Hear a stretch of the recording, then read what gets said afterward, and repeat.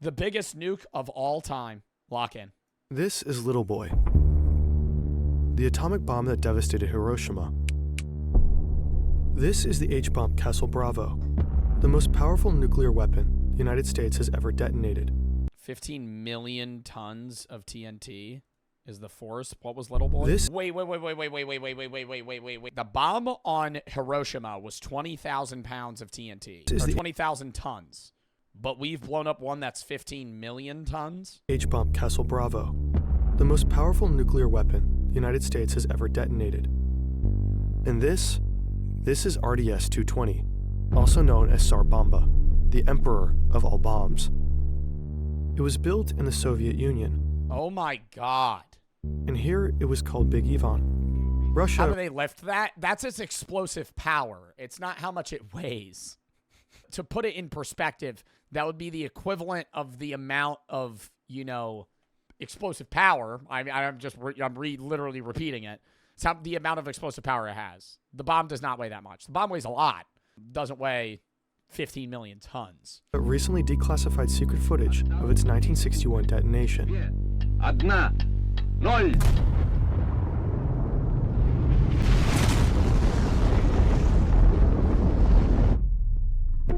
At 50 megatons, Tsar Bomba is the largest nuclear weapon ever detonated. It yielded the most powerful human-made explosion in history, about 3,800 times more powerful than the bomb dropped on Hiroshima.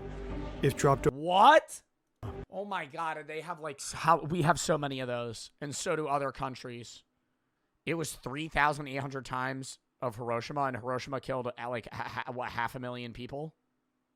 If dropped over a major city, the consequences would be unimaginable.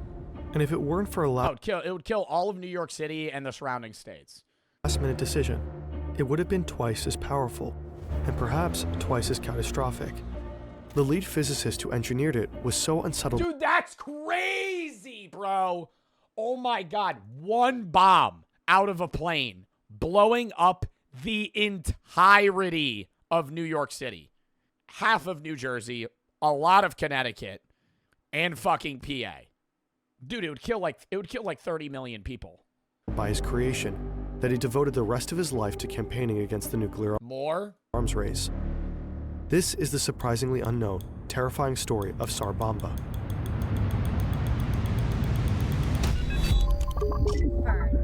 Dude, to even make a nuke that big. Ugh. I'm not trying to stress y'all out. Aren't there nuclear warheads that are missing? Like a lot of them. And we don't know where they are.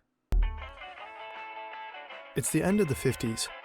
The Soviets and the Americans are neck said I have one. And neck in the Burr just has it in his living room. Nuclear arms race. But the Americans are winning, and Nikita Khrushchev, leader of the Soviet Union, knows it. Tensions between the two superpowers have cooled down a bit in recent years. Khrushchev and US President Eisenhower have recently met, and both expressed a desire for more harmony. In 1958, they both agreed to a voluntary test ban moratorium on nuclear weapons. Worldwide, many are hopeful. My biggest fear is nuclear war. Nuclear war, it wouldn't even be a war. If a nuclear bomb got dropped, it would just be a series of major cities all dying until eventually one country or multiple countries caved and just went, okay, sorry, and just gave up. I honestly think that the entire world would end at that point.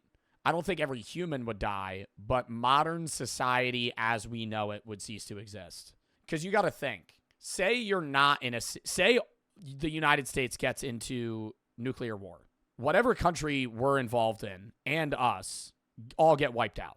Not everybody dies. The people in Wyoming and random fucking states live. But you're going to be living off the land and trying to fend for survival. And, there would be a massive cloud over the sun and they would probably die. But even if you're in, say, Switzerland and you end up not getting blown up by a bomb and you're a neutral country, a lot of the things that you societally have access for are imported. And now you don't have them anymore. That a peaceful coexistence is on the horizon. In May of 1960, the Soviet Union and the United States are scheduled to meet in Paris for a summit. One of the main points on the agenda is disarmament. They hope to formalize a test ban treaty of nuclear weapons.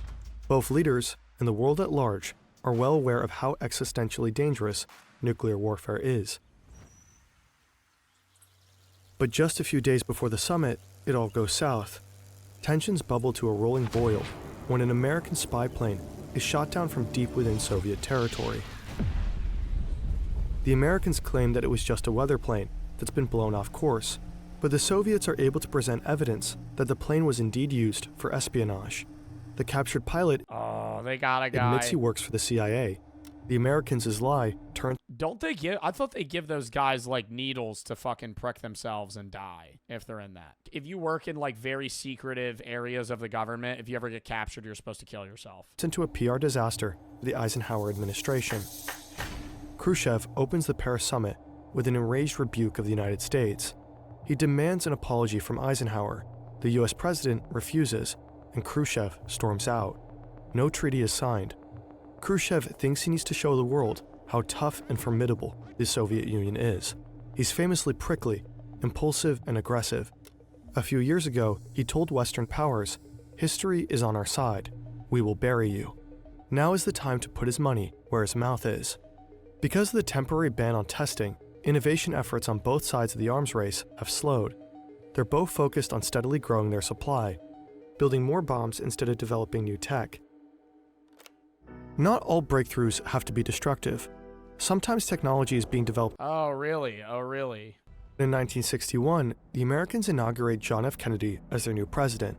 Khrushchev has no respect for him. He sees him as young, inexperienced, and weak. This might be the perfect moment Bro looks like grown-up Caillou. to show the world what the Soviet Union is capable of. So he summons scientists from Artemis-16, the Soviet Los Alamos, to the Kremlin. He tells them it's time to break the test ban moratorium and start testing nukes again. One of these scientists is Andrei Sakharov. And a lot of people will say, I understand like the rebuttal to get rid of nukes is you need mutually assured destruction. And I think that's true to a degree in the sense that you're never going to be able to convince all powers capable of making nuclear weapons to get rid of and not use nuclear weapons. Because then if any of them ever decide to fold on that agreement and make one, then all of the other powers are at an immediate disadvantage and will now lose to that power that cheated. So the response would just be, hey, let's all have really scary bombs. So even if you would beat me, I would still just kill you. That's also why you have those submarines. The real reason we don't fucking nuke the shit out of each other is we have submarines in the middle of the ocean. All countries, not all countries, but all big countries that have bombs have submarines in the middle of the ocean that run on nuclear power that surface once every fucking however many years. And they just sit there waiting for a fucking disaster to happen. So even if you blew up all of the continental U.S., those 6 people, 30, 40 people that are in subs in the middle of the ocean would fucking nuke the shit out of whatever country nuked us. And then it would just be like, okay, well, now everybody's dead. Star physicist for the Soviet effort, he led the creation of a staged thermonuclear weapon, independently of any intelligence gathered from the Americans. He's called the father of the Soviet hydrogen bomb, but Sakharov has become uneasy with his role in the arms race. He's found that even testing the weapons is catastrophically lethal, even if no human is within the blast radius. He has calculated that for every megaton of nuclear weapons detonated, there would be over 6,600 premature deaths worldwide due to the cancers and genetic abnormalities produced by the radioactivity. Even if these deaths occur... Yeah, so even if it's not immediate death, it would be... The bomb detonating would still kill way more people than the initial blast. Very gradually, over thousands of years, his conscience still... Thousands of years? Can't take it. So because their kids would still have genetic mutations passed down to them that would result in a premature death. Tells Khrushchev that it's unnecessary to test anymore. Isn't it enough to have built the bombs and only use them in an absolute... Yeah, the next generation after nuclear war would be disastrous. The majority of people would die very young. Last resort scenario. They already know their tech is good. Khrushchev is furious. Sakharov, don't try to tell us what to do or how to behave. We understand politics. I'd be a jellyfish and not chairman of the Council of Ministers if I listened to people like Sakharov. Khrushchev demands that the scientists make suggestions. What kind of bombs should they develop? There's not a lot of new ideas ready to be tested due to the recent focus on stockpiling over innovating. So someone simply suggests going bigger. Why not 100 megatons? Khrushchev loves the idea and latches onto it. 100 megatons is an absurdly high number. Up until that point, the most powerful bomb ever detonated was Castle Bravo, a 15 megaton bomb the Americans tested in 1954. The total blast power expended in all of World War II is 3 megatons, and that includes the bombs dropped on Hiroshima and Nagasaki. Previous plans to test bombs in this megaton range have been halted because the effects of such a large weapon. Wow, so we could literally kill all life on Earth. Not even like Fallout kill. We could probably blow up every single person on Earth. Like just the US and just Russia. Were unknowable. Scientists weren't able to reliably predict. Why not make one massive bomb? Because then it's not precise.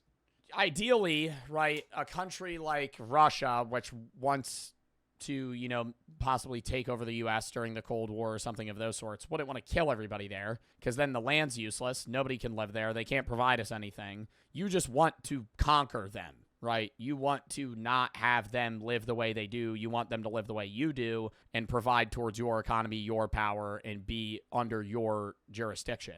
But if you kill everybody there, there's no one to do that, and then that land is also fucking useless because you've just blew up the entirety of the United States. You're not going to be able to grow anything there. Nobody can live there. It's just wasted. Meteorological conditions at the time, which would affect the severity of the radioactive fallout and how far the particles could travel. For all they know, such an enormous blast could engulf Moscow in a cloud of poisonous radiation. What could even be gained from testing 100 megatons? For Khrushchev, it's obvious. The Soviet Union would assert its dominance.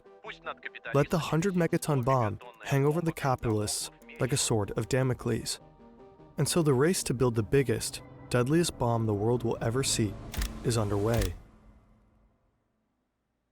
Sakharov is still uneasy about the risks of testing nuclear weapons, but he's the best of the best, so he ends up leading the team of physicists. He hopes that this, at least, will be the last atmospheric test ever required. Maybe from this one absurdly big blast, the Soviet Union would learn what they need to know and move on. That, unfortunately, would not be the case. The project's timeline is grueling. Khrushchev insists that from initial conception to detonation, the scientists get exactly 16 weeks. So Sakharov's team is building while still designing. In just 4 months, they whip out a design for an entirely untested yield range. They build the bomb, they construct the fissionable and fusionable materials into the correct shapes, and formulate a plan for an allegedly safe test. They hope for the best. The team is forced to skip crucial parts of the design process. There isn't even time for mathematical analysis. Instead, they're working with approximations. Doubts start to creep in. Will it even work? And how dangerous is this really? Either way, they're about to find out. In October 1961, Khrushchev formally announces to the world that the Soviets are retreating from the test ban agreement. He cites US aggression as the reason. He hints his scientists are developing bombs in the megaton range. Now that the world knows what Sakharov's team is up to, the pressure is on for the physicists to deliver a viable weapon. Otherwise, the whole point, propaganda value, would be lost. The world reacts with fear, outrage, and protest. In response, the Americans abandon the test ban moratorium as well, and start vigorously testing nukes again, themselves. The Kennedy administration denounces the Tsar Bomba as pointless terrorism, nothing but a propaganda weapon. But recently declassified documents indicate that Kennedy's administration considered emulating it, all while denouncing it publicly. The UN appealed to the Soviets to cancel the plan, but Khrushchev pushes forward. At the end of October, Tsar Bomba is ready. It is in and of itself enormous. A weapon with 100 megaton explosive power needs a lot of uranium and fission fuel, so Big Ivan is roughly the size of a school bus, 8 meters long and weighs 25 tons. How do you fucking carry that in a plane, though? What plane is big enough to fucking carry a 25-ton bomb and drop it accurately? The bomb is so bulky That's 50,000 pounds. that it needs its own specially modified plane to deliver the payload. It doesn't really make sense to make bombs this big. It's just not strategic. If actually used in battle, Tsar Bomba would be easy to spot lumbering through the sky. Oh, yeah, they'd fucking shoot that bitch down. That big-ass plane just hovering towards you. Oh, I wonder what's in that fat-ass plane right there. And could be quickly shot down. And it's too bulky to deliver via missile. In the decades since Tsar Bomba, the nuclear weapon states have focused on developing smaller warheads. These are far easier to deploy. The largest nuclear weapon in the US arsenal today is about 40 times less powerful than Tsar Bomba. Even in 1961, it was generally understood that bigger isn't necessarily better.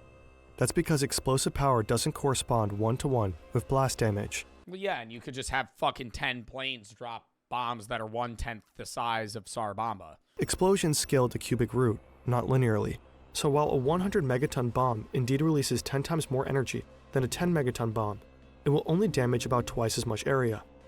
American newspapers at All right, so stupid as shit that they decided to make the Tsar Bomba then. the time characterized Khrushchev's experiments as not only horrifying, but idiotic, pointing out that if 5 weapons at Oh my god, imagine flaming this guy and being like, dude, yo, nice job making a big bomb, buddy. It's a piece of shit. 5 megatons each are detonated, they will cause damage to far more area than a 150 megaton super bomb.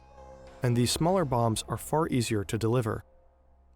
But actual use is not the point of Tsar Bomba. It wasn't built for war. It was built for glory. It's meant to make the world tremble at the thought of Soviet power. It's a city destroyer, to be used only as an absolute last resort.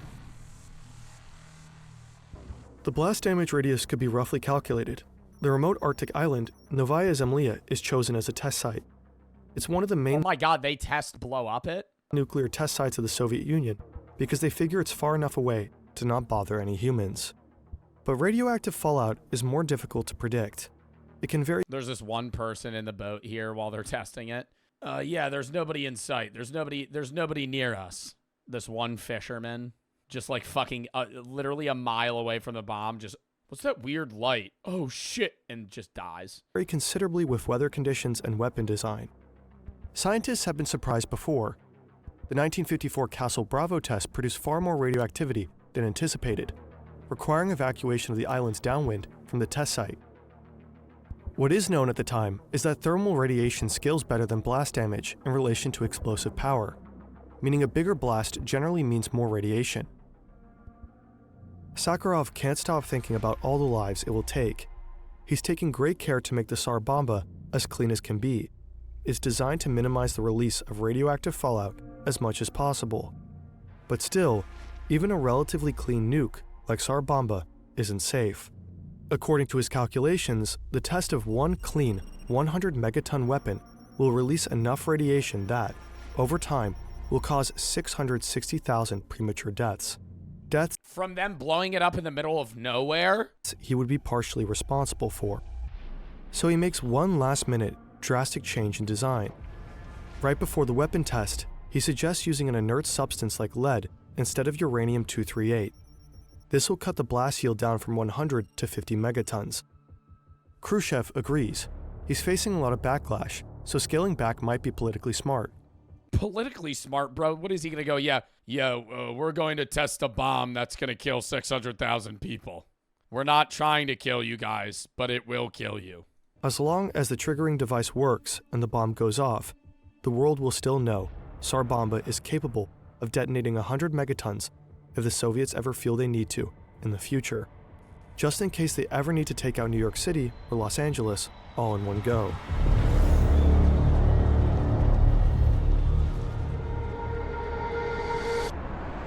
Bro, people wouldn't even be running. This is just an inaccurate animation, bro. Honestly, if you run, that's just some stupid shit.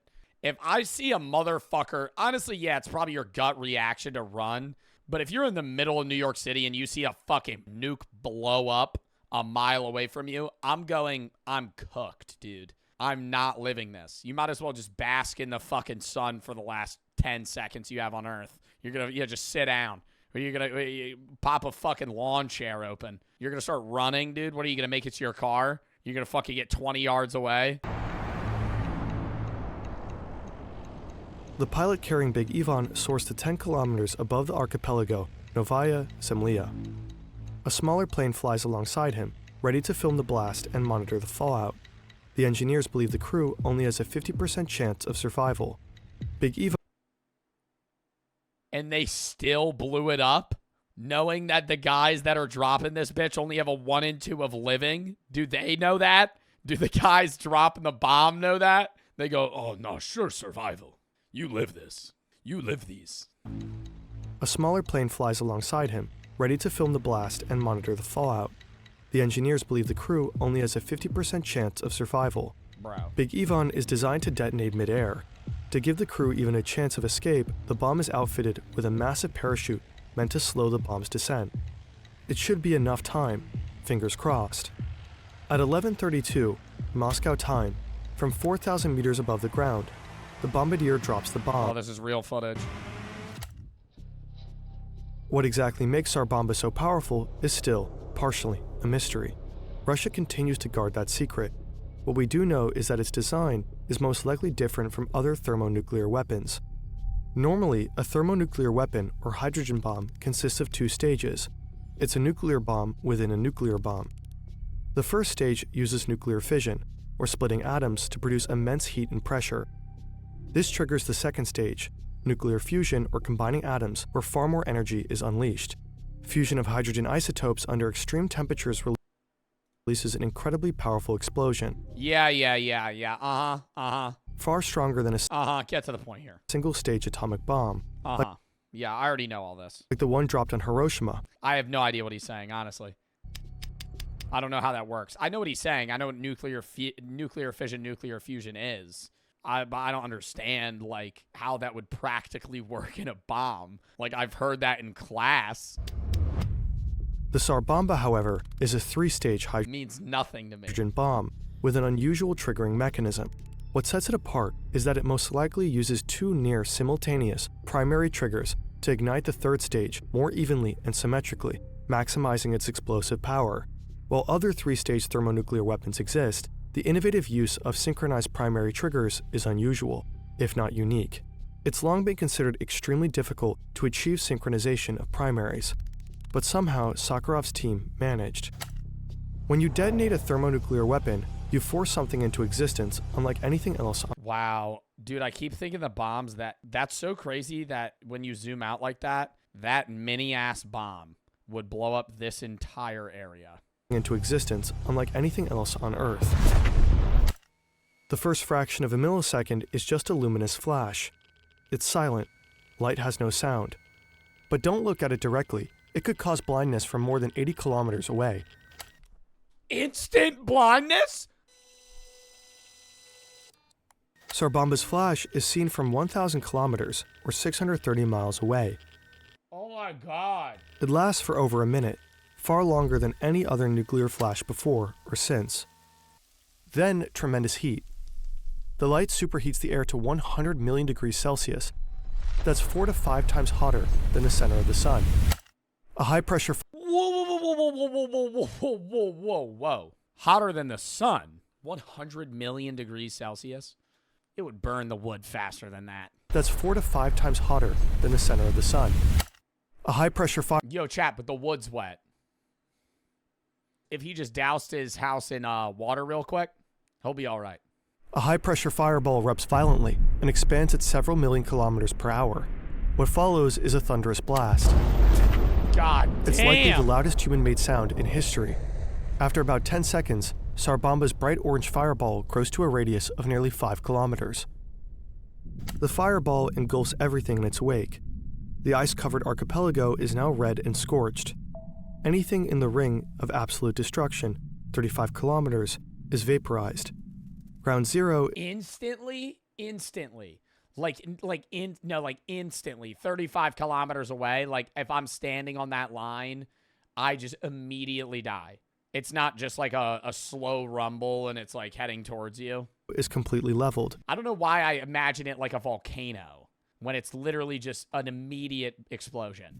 Nothing. No trees, no buildings, no rocks remain. 35 seconds pass. The fireball balloons above the earth and the iconic mushroom cloud emerges, presiding over the hell unleashed below.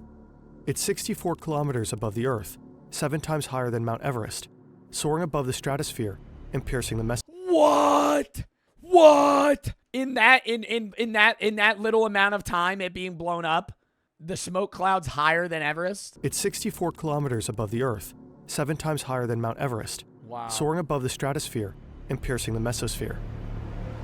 All this creates a shockwave felt all around the world, all the way in New Zealand. It encircles the globe not once, not Dude, it moves the clouds. twice, but 3 times. Tsar Bomba's shockwave catches up with the planes that are 115 kilometers from the point of detonation. They drop nearly a kilometer and are nearly downed, but the pilots manage to recover control and survive. Wow. 55 kilometers away from ground zero, all buildings in the abandoned village of Severny are completely destroyed. 1,148 kilometers away in Soviet territories, houses collapse and radio communications. No! In over the water, that house fucking collapsed from the bomb all the way the fuck over here. How many miles is that? 600 miles? 600, 700 miles? Territories, houses collapse and radio communications fail. Fuck. What's 700 miles away? So if a bomb was blown up, let me put it into perspective for you guys. If you live in the state of North Carolina, if a bomb, let me pull up a map. Here, if you live New York City and they drop the bomb, obviously you're dead. If you live all the way in Raleigh, North Carolina, your house might collapse. So that would be a radius of like that. So you could live in like Michigan, and if they blew up the bomb in New York, you would die. Or you wouldn't die, but your house would blow up or fall apart. Kilometers away in Soviet territories, houses collapse and radio communications fail. Windows shatter as far away as Finland. Damn, dude. But Big Ivan's detonation doesn't kill anyone directly. If Tsar Bomba were dropped on a city as large as New York or Washington, D.C., it would be instantly demolished. Concrete would explode to vanish without a trace. Metal would evaporate.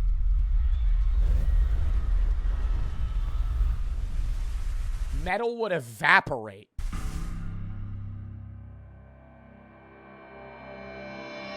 Tsar Bomba's fireball never made contact with the ground, and so its radioactive fallout was relatively small compared with its yield. It is considered one of the cleanest nukes ever dropped. Still, its radioactivity was caught in the stratosphere. That's the mushroom cloud, bro. I feel like I'm watching a Mario movie right now, bro. That looks like the broccoli tower in the fucking Mob Psycho series. What the fuck is that? It's that big? And encircled the Earth for years, dispersing all across Circled the Earth for years? the globe. In 2018, Russian scientists found significantly high levels of radiation trapped in nearby glaciers. Wow. Those glaciers are melting at record speed into the Barents Sea, a sea that yields up to 4.5 million tons of fish per year for human consumption. Glaciers that were previously sinks of atmospheric contaminants are now becoming secondary sources of radioactive fallout, which environmentalists predict will become increasingly relevant in the coming decades. Ah, shit. Due to Tsar Bomba and 120 other nuclear detonations at Novaya Zemlya, Wait, so the food we're going to eat could be tainted from a bomb that was dropped 60 years ago. indigenous populations living nearby have been exposed to significantly high radiation levels.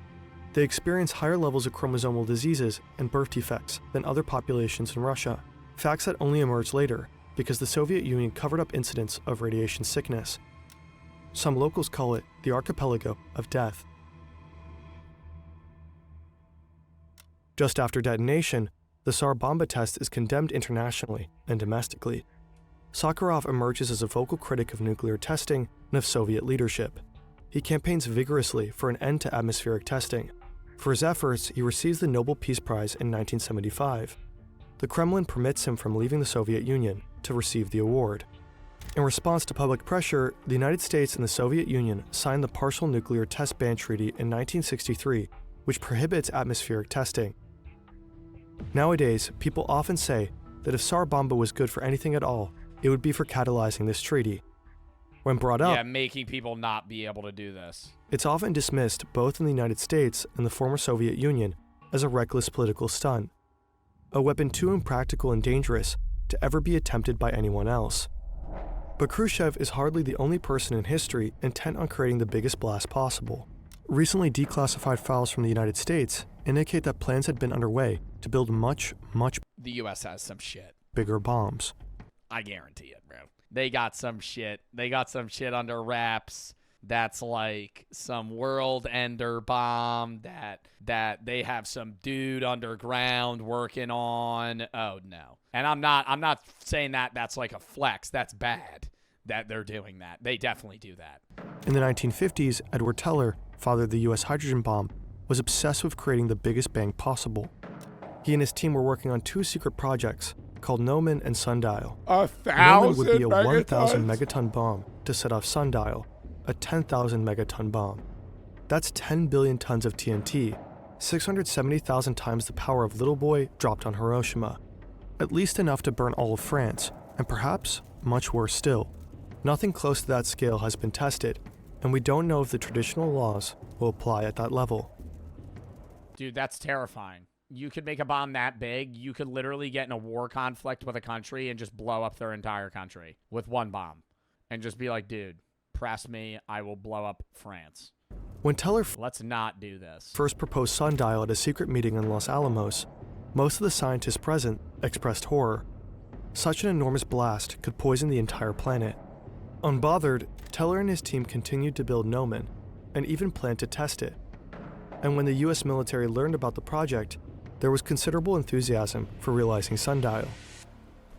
But thankfully, the test never occurred. Yeah, thank fuck, dude. All right, W stream chat. We're calling that there.